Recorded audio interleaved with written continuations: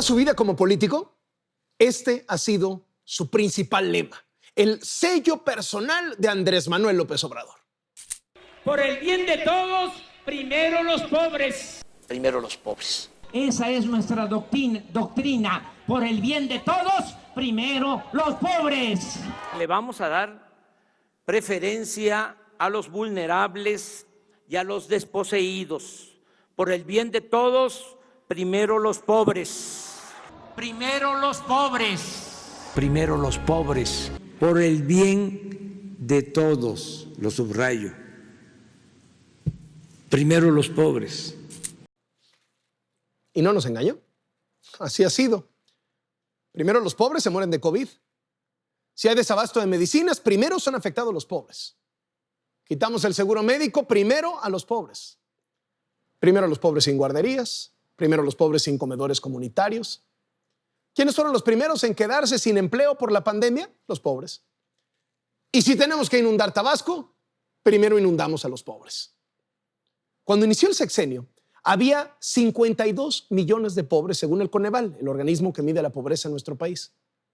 El mismo Coneval alertó que por la pandemia 70 millones de mexicanos no iban a tener dinero ni para comer. Eso ya es gravísimo. Lo que no sabíamos era que la pandemia también iba a matar más a los más pobres. No se ha quedado una sola persona sin atención. No. ¿Qué le digo? Esta semana llegamos a la cifra oficial de 100,000 personas muertas por coronavirus. Todos sabemos que en la realidad son muchas más, unas 250,000. ¿Y sabe qué revelan las estadísticas? Que mientras menos dinero se tiene, el riesgo de morir por COVID es más alto. Sobre todo si se vive en zonas rurales o en comunidades indígenas, donde lo usual es que no haya servicios de salud y donde resulta que sí hay servicios de salud, el riesgo de morir en un hospital público es 4 veces mayor que en un hospital privado. ¿Qué dicen las actas de defunción? Que los muertos por COVID son en su mayoría albañiles, obreros, vigilantes, vendedores ambulantes, choferes del transporte público, amas de casa, jubilados. O sea, personas con ingresos bajos para quienes era prácticamente imposible pagar un hospital particular. Y menos si se quedaron sin trabajo durante el confinamiento. Casi todos los países del mundo otorgaron apoyos económicos directos a su población, cheques, metieron dinero a las empresas para evitar quiebras, para evitar despidos. Es un timbre de orgullo poder representar más, darles preferencia, si se puede decir así, a los pobres, a los necesitados. No es cierto. México invirtió apenas el 1% de su Producto Interno Bruto para el alivio de la pandemia. Ni los países africanos, que están en condiciones económicas mucho más difíciles que México, le metieron tan poquito dinero. Togo destinó el 12% de su Producto Interno Bruto. Zimbabue, el 10%. Mauritania, poco más del 5%. México, 1%. En México no hubo dinero del gobierno apoyando a la gente. Aquí, si querían, les prestaban y había que devolverlo. López Obrador prometió microcréditos de 25,000 pesos para las empresas más chicas. 1 millón de microcréditos. Resulta que hay más de 4 millones de micro, pequeñas y medianas empresas. Y del millón de microcréditos prometidos, no se entregaron todos. Miles de negocios tuvieron que cerrar. ¿El resultado? 20 millones de mexicanos tienen menos ingresos. Y según el INEGI, entre julio y septiembre de este año, el número de desempleados llegó a más de 3,5 millones de personas. Hay 5 millones de mexicanos que ya ni siquiera califican como desempleados porque no están buscando empleo, están desesperanzados. Y la economía va en picada. Pues sí, caímos, pero cayeron más otros. ¿Por qué no miden cómo les fue a otros con relación a México en caída económica, en desempleo? Vamos a medirlo, tal cual. México es de los peores del mundo y de América Latina. Para finales de este año se estima que la economía mexicana caerá 9%. ¿Quiere que lo comparemos con Brasil, por ejemplo? Brasil va a caer 5.8%. Chile, 6%. Colombia, 8.2%. Bueno, hay uno que está peor, Venezuela, con un desplome del 25%. ¿Nos vamos a comparar con Venezuela para sentirnos mejor? Y sí, la pandemia lo puso peor, pero ya veníamos muy mal. De entrada, López Obrador empezó a aniquilar todos los apoyos que había para los más pobres.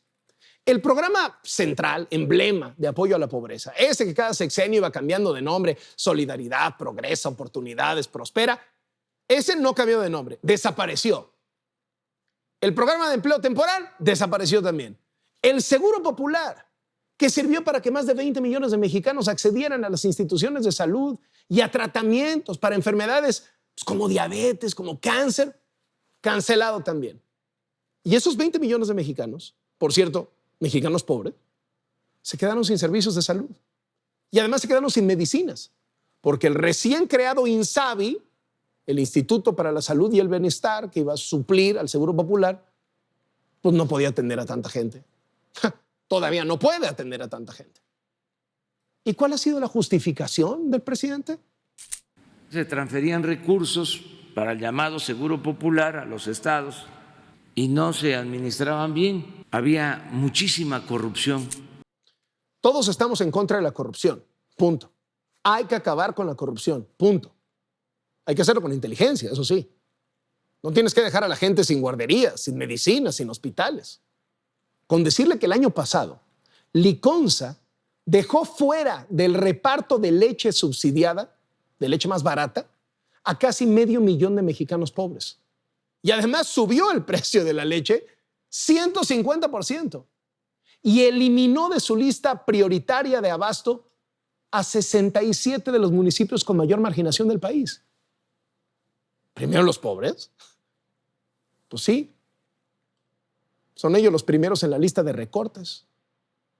¿Y cómo vamos con los nuevos programas sociales? Pues no se sabe bien a bien. López Obrador dice que llegan al 90% de la población. Estudios del sector privado dicen que solo al 18% de la población. ¿Y por qué no se sabe bien a bien? Porque el gobierno no dice a quién le entrega los programas sociales. Los censos de beneficiarios son opacos. No hay metodología clara. ¿Y por qué no hay metodología clara? Porque la metodología la hicieron los llamados siervos de la nación, servidores de la nación, simpatizantes confesos de Morena. Porque lo importante no es ayudar a la gente, sino que la gente sepa a quién le está entregando ese apoyo, si es que les llega. Los pobres no son la prioridad de este gobierno, hay que decirlo con todas sus letras. Nomás ve lo que pasó en Tabasco, la tierra natal del presidente. Llovió fuerte, se llenó la presa Peñitas y para evitar que se rompiera, había que decidir a dónde se mandaba la inundación. Tuvimos que optar entre inconvenientes. No inundar Villahermosa y que el agua saliera por el Samaria. Se perjudicó a la gente de Mecabuca, son los chotales, los más pobres. Pero teníamos que tomar una decisión. Inundar a los más pobres. Y de paso el presidente se indignó cuando lo criticaron por no visitar a los damnificados. Porque tengo otras cosas que hacer. No necesito estarme viendo de manera presencial con la gente. Nada más para tomarme la foto me mojo, me enfermo. ¿Y qué se gana con eso? ¿Primero los pobres? Ojalá, ojalá. Soy Carlos Loret de Mola. Esto es Latinos.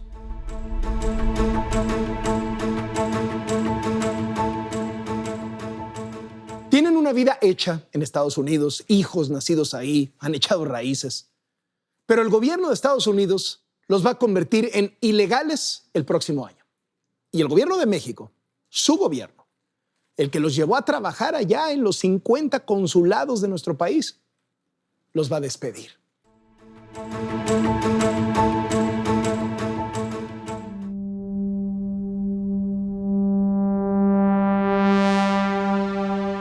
560 empleados de los consulados mexicanos en Estados Unidos se quedarán sin trabajo el próximo año y no podrán permanecer legalmente en aquel país. En agosto de 2016, el Departamento de Estado de la Unión Americana estableció que el personal empleado localmente, que no es ni ciudadano ni residente, deberá dejar el cargo a más tardar en agosto de 2021. A principios de octubre, la Secretaría de Relaciones Exteriores pidió a los titulares de los 50 consulados de México en Estados Unidos determinar qué empleados locales pueden permanecer dependiendo de su estatus migratorio.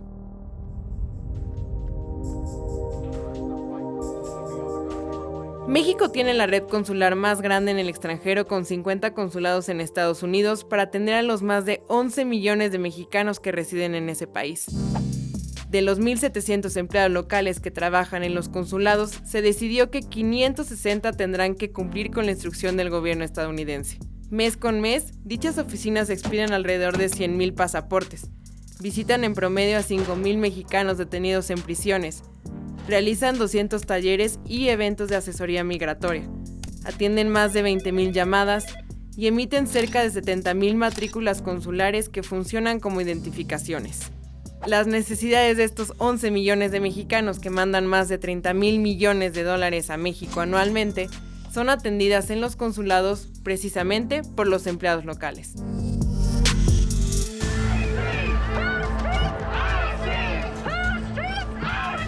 Hay empleados locales como yo, 1,700 contra un número muy pequeñito de miembros del CEN que trabajan en el consulado, y nosotros nos encargamos de brindar los servicios a casi 12 millones de mexicanos que están en Estados Unidos, de entregarles o tramitarles sus pasaportes, actas de nacimiento, la persona que recibe tus documentos, la persona a la que toma tu llamada, la persona que te va y te visita en prisión, la persona que te escucha cuando un familiar tuyo ha muerto. Somos nosotros, somos la inmensa mayoría en todos los consulados, somos simplemente quienes hacemos el trabajo. Los mexicanos entrevistados por Latinus prefirieron guardar su anonimato por miedo a represalias. Hay veces que uno tiene que dar información sobre la defensa de los derechos laborales para nuestros connacionales, pero dices, ¿dónde está la ironía, no? ¿Dónde quedan los de nosotros? ¿Cómo les explicamos cuando nosotros ni siquiera podemos gozar de muchos de estos derechos? Cuando me doy cuenta, yo soy uno de esos mexicanos que está en esa situación donde estoy siendo abusado por mi empleador y resulta que mi empleador es justamente el país que con muchísimo, pero muchísimo gusto trabajo para él. Los empleados consulares arribaron a Estados Unidos con el gobierno de México. Yo llegué muy joven a Estados Unidos, en mis 20s, ahora ya estoy en mis 40s y me casé, tengo hijos en Estados Unidos. Toma uno responsabilidades. Vi la opción de pagar la hipoteca de una casa como mejor opción que pagar una renta, entonces sí, se puede decir que tengo una vida hecha en Estados Unidos. Recuerdan que durante la transición hace 2 años, el ahora canciller Marcelo Ebrard reconoció su situación laboral. La parte que más nos preocupa ahorita no sería tanto los integrantes de servicio exterior, cuanto los empleados locales en donde tenemos instalaciones y representaciones, porque a esas personas pues tienen un rezago muy grande de hace muchos años. Entonces vamos a ver cómo podemos paulatinamente mejorarles sus condiciones. Me refiero a los que hacen el trabajo todos los días. Con la entrada del nuevo gobierno programamos que nuestra situación fuera revisada. El canciller Ebrard dijo que iba a revisar nuestra situación cuando recién tomó posesión, y han pasado un par de años y el tiempo ha seguido corriendo, y agosto del 2021 es el próximo año y no hemos tenido respuesta. El salario base de los empleados locales es de $2,000 mensuales y está considerado por el gobierno estadounidense por debajo del nivel medio de pobreza, por lo que afirman que ningún estadounidense querrá hacer el trabajo que ellos hacen por ese dinero. Y que además el gobierno de México necesita de gente con un perfil y una preparación, no solamente en el servicio exterior, sino en las personas que atienden al paisano, que tengan una experiencia para decirle al paisano, mira, tu asunto tiene una solución y puede ser por acá. Y mucha de esa experiencia que se ha obtenido por años pues, se va a perder. Los empleados locales esperan que su lucha de años sea escuchada ante cambios en la administración federal estadounidense. Estamos en una transición a una nueva administración del gobierno federal de Estados Unidos, que podría traer en beneficio de los paisanos algún tipo de reforma migratoria. El gobierno mexicano necesita gente con experiencia que ya se reunió. Que luego parece irrelevante hasta que te acuerdas que hay 12 millones que mandan remesas y nosotros somos el músculo que la defiende, que los atiende, que los tiene que proteger aquí, y parte de ese músculo se va a ir, nos van a correr ahora en unos mesecitos. Entonces, ¿qué va a pasar con la banda en Estados Unidos? ¿Quién va a llegar para defenderlos?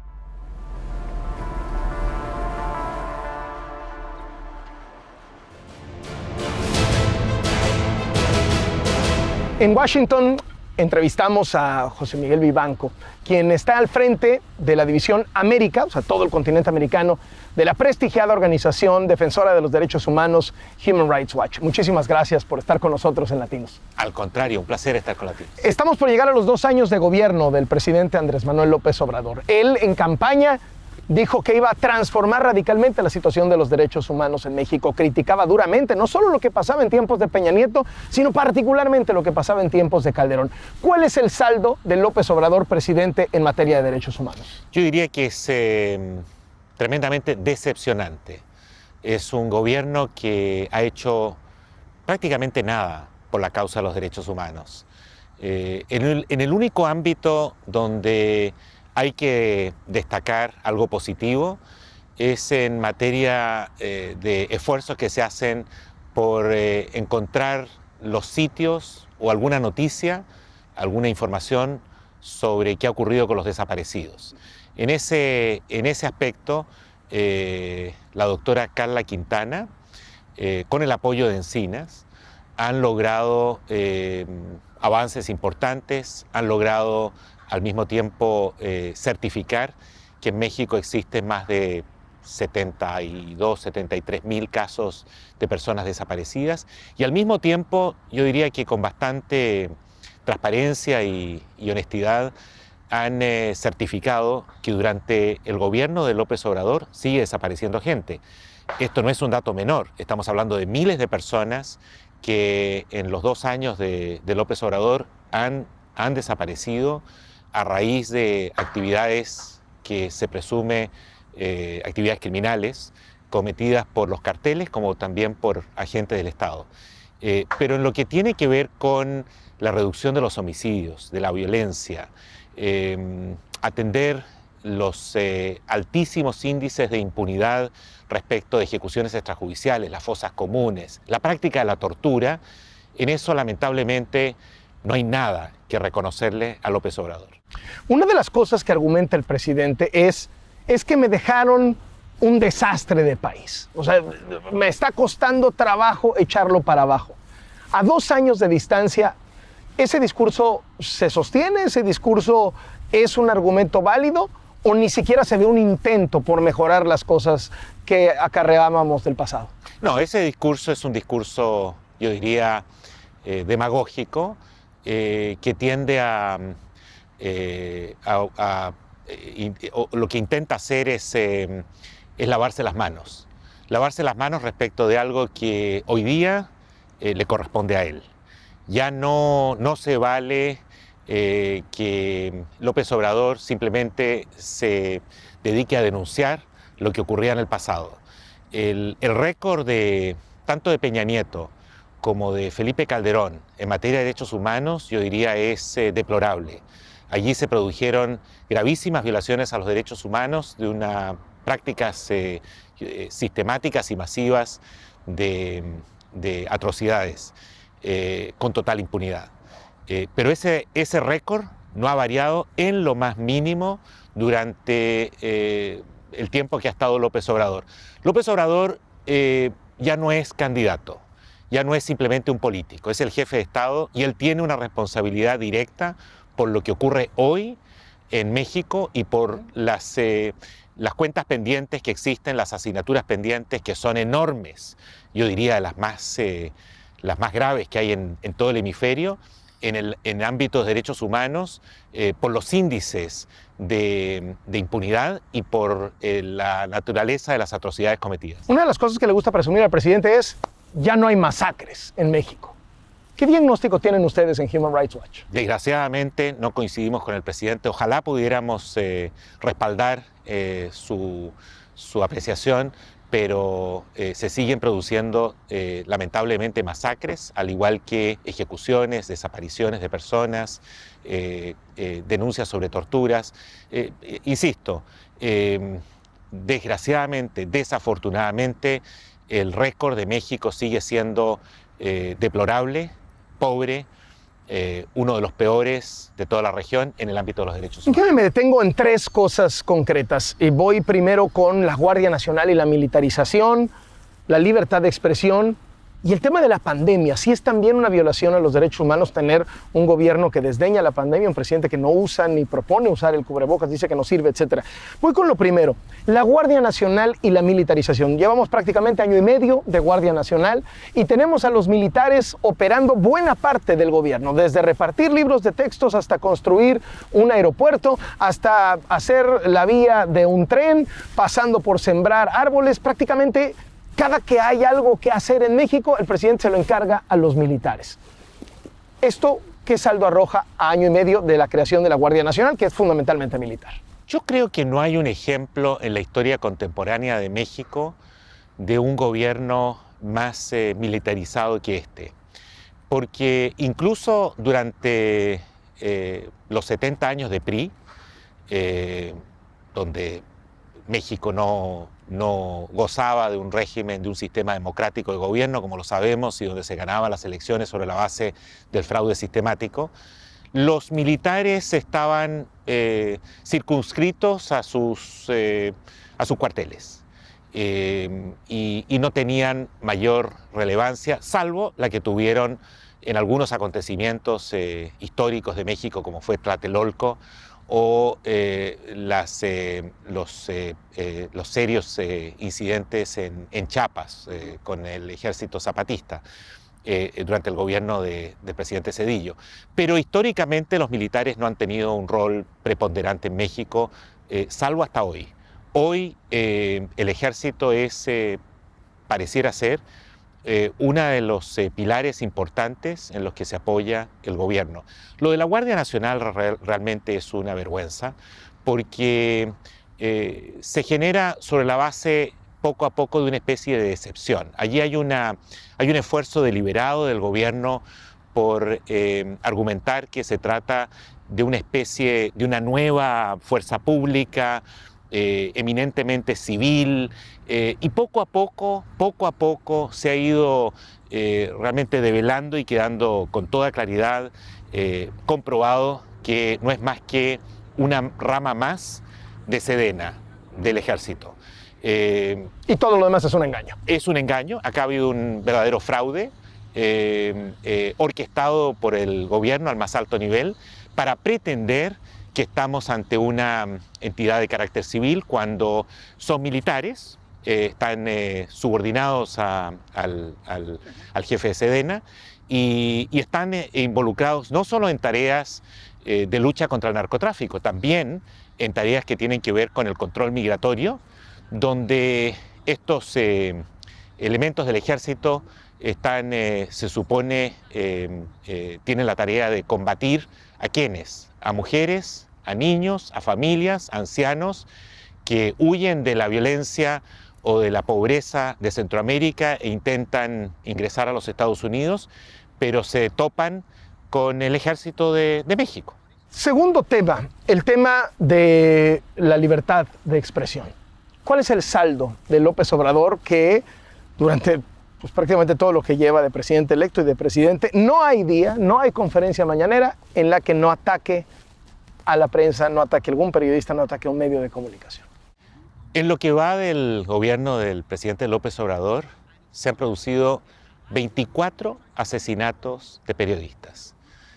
Hoy día México es tan peligroso como, yo diría incluso hasta más peligroso por las cifras, que ejercer el periodismo en México, especialmente en tareas que están vinculadas a la corrupción, el narcotráfico, los abusos de poder, en fin, temas complicados, temas difíciles. Es tan peligroso como ejercer el periodismo en Siria o en Afganistán. Las cifras no mienten, las cifras no se pueden maquillar. Y sobre esa materia, el presidente realmente no hace nada, al contrario, ha optado por desmantelar los pocos mecanismos que se han generado en el pasado, como son los fideicomisos, para disponer de recursos de una manera autónoma y no politizada en la protección de periodistas en riesgo. En ese ámbito es, insisto, altamente decepcionante. Pero al margen de eso, sigue el gobierno manejando a su antojo lo que es el avisaje oficial, castigando y premiando a quienes se comportan de acuerdo a lo que el gobierno entiende como lealtad. Da la impresión que para López Obrador el ideal de medios de comunicación, de prensa, son aquellos que se dedican a aplaudir al gobierno. Último, la pandemia. Hay un tema, está violando el gobierno mexicano los derechos humanos de la gente al minimizar la pandemia. No cabe duda alguna que hay un problema muy serio desde el punto de vista de salud pública. La pandemia es un virus letal, como lo sabemos. No es un problema menor, es lo más grave que hemos debido padecer en los últimos 100 años a nivel global, y es una irresponsabilidad que no tiene realmente una explicación razonable el que López Obrador todavía siga intentando negar el problema, minimizarlo y al mismo tiempo desinformar a la opinión pública. Para combatir la pandemia se requiere educar. En este ámbito lo cierto es que el gobierno ha sido tremendamente decepcionante, pero coincide con las actitudes de otros líderes populistas de este hemisferio. Si sumamos todo lo que hemos estado conversando, militarización, falta de respeto a los derechos humanos, masacres, desapariciones que siguen, inseguridad, no libertad de prensa, el tema de la negación de la pandemia, ¿va México hacia una dictadura? Mira, no lo sé. Es difícil hacer predicciones de ese tipo, pero es altamente preocupante la trayectoria de México, las actitudes del actual gobernante, ese estilo mesiánico que tiene de gobernar el país, la falta de capacidad para dialogar, para debatir, para escuchar distintas opiniones, sus tendencias a abrigar y a apoyar tesis o teorías conspirativas. Todo eso son signos altamente preocupantes de un líder que tiene más bien tendencias autoritarias y que no entiende lo esencial de un sistema democrático y sobre todo la necesidad de respetar y de fortalecer instituciones de control y no instituciones simplemente que estén al servicio del poder político. Para ustedes, para los defensores históricos de derechos humanos que fueron muy críticos, pues en recuerdo, por lo menos de lo que yo llevo de periodista, con Zedillo, con Fox, con Calderón, con Peña Nieto, finalmente llegaba un presidente emanado de la lucha social, un presidente que se decía de izquierda, se dice de izquierda. ¿Están sorprendidos? Es decir, ¿creían que ahora sí la cosa iba a cambiar con este perfil de López Obrador, con 2, 3 colaboradores cercanos a la causa de los derechos humanos que fueron incrustados en algunas posiciones claves? No, en absoluto, de ninguna manera. Porque, mira, yo llevo 30 años trabajando por la defensa de los derechos humanos en toda la región. Y hay algo que he aprendido y que lo muestra el récord de América Latina. La ideología poco tiene que ver con la causa de los derechos humanos. Aquellos que desde la izquierda, desde el progresismo, u otros desde del centro, o incluso del centro liberal, se erigen como partidarios, simpatizantes de la causa de los derechos fundamentales y prometen fortalecer el Estado de Derecho, los controles, el terminar con los abusos, combatir la corrupción. Todo eso hace parte de un discurso, de una retórica que es importante, que es valiosa, pero acá el test, el examen, está en el récord, en la práctica. El balance en lo que va del gobierno de López Obrador es pobre, es muy pobre. ¿Reprobado? Y no, yo diría que derechamente reprobado, y no hace mayor diferencia con las prácticas y el récord, las cifras no mienten, de sus antecesores. Cuando dicen ustedes, organizaciones, cuando dice Human Rights Watch, cosas de esta naturaleza, el presidente se les va encima. Los desacredita, los ataca, usa 1000 herramientas para tratar de desmentirlos. ¿Qué les parece eso? Mira, eso ojalá no lo haga.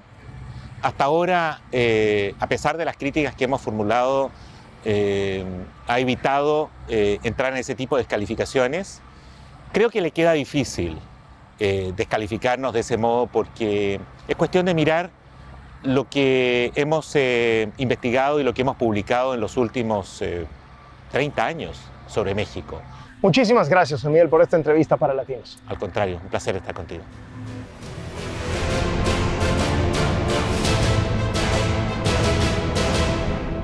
¿Qué fue del presidente de Primero los Pobres?